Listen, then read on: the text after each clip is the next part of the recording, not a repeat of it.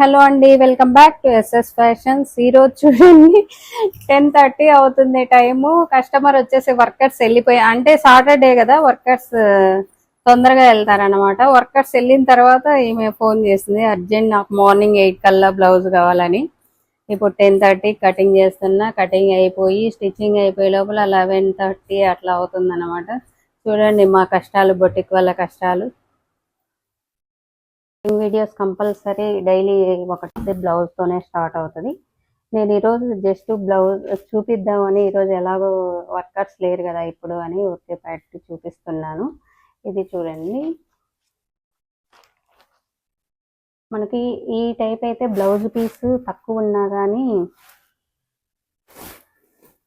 అండి మొత్తం ఇలా పెట్టేసుకున్నామంటే, అంటే ఇది కొంచెం ఎక్కువ ఉంది కాబట్టి నో ప్రాబ్లం. తక్కువ కొన్ని వచ్చేసి బ్లౌజులు చాలా తక్కువ పీస్ ఇస్తారు, అప్పుడైతే చాలా ఇబ్బంది పడాలా.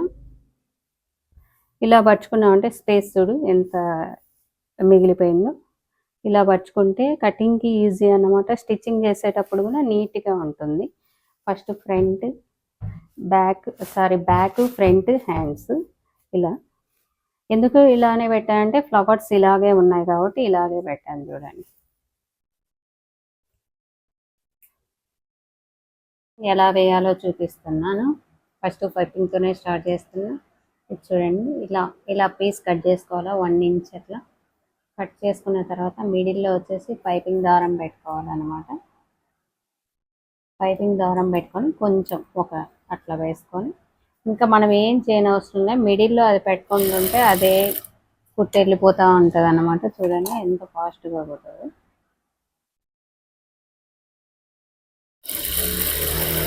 చూడండి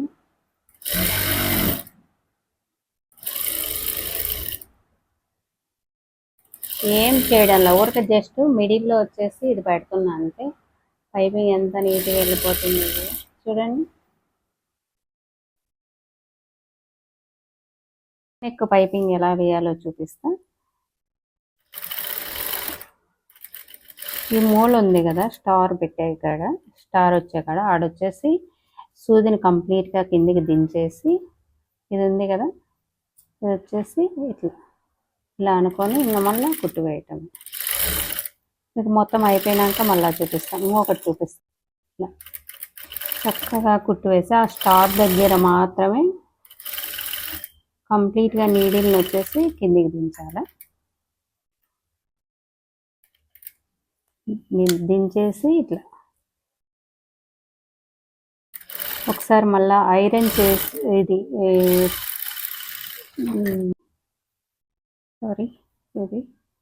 మెయిన్ పీస్ పెట్టిన తర్వాత కూడా ఎలా కుట్టాలో చూపిస్తా. ఇది మెయిన్ పీస్ కదా, మెయిన్ పీస్కి ఇలా పెట్టేసుకొని జస్ట్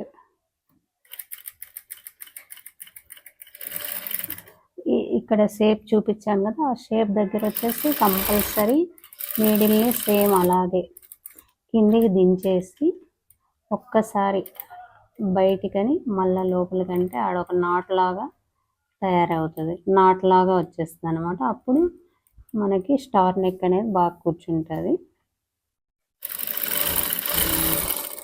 అది నాకు వచ్చేసి పైపింగ్ ఎలా కుట్టానో చూపించాను కదా. ఇప్పుడు వచ్చేసి ఐరన్ చేసిన ఎలా చేయాలో స్టార్ నెక్కి చూపిస్తా. స్టార్ నెక్కే కాదు, ఏ దానికైనా ఇట్లే ఐరన్ చేసుకోవాలన్నమాట. ఐరన్ ఎప్పుడైనా చేసేటప్పుడు మనం మెయిన్ పీస్ మీద ఫస్ట్ ఐరన్ చేయకూడదు. ఫస్ట్ లైనింగ్ కంప్లీట్ చేసుకోవాలా. లైనింగ్ కంప్లీట్ చేసిన తర్వాతనే మెయిన్ పీస్కి వెళ్ళాలా. ఎందుకంటే ఒక్కొక్కసారి క్లాత్ డ్యామేజ్ క్లాత్లు ఉంటాయన్నమాట, అవి మనకు తెలియదు, చూసుకొని చేసుకోవాలన్నమాట. ఓకే, కంప్లీట్ అయిన తర్వాత మళ్ళీ చూపిస్తా ఒకసారి. అండి స్టార్ నెక్ ఇప్పుడు ఎట్లా వచ్చిందో మీకు ఇందాక చూపించాను కదా, ఇలా కుట్టుకొని ఐరన్ చేసుకుంటే ఇలా స్టార్ నెక్ వస్తుంది. ఓకే, నెక్స్ట్ పాట్ నెక్ చూపిస్తాను చూడండి. బ్లౌజ్ కంప్లీట్ అయినా చూపిస్తాను. ఇదిగోండి పాట్ నెక్. ఫ్రంట్ వచ్చేసి star neck. Okay bye, thank you.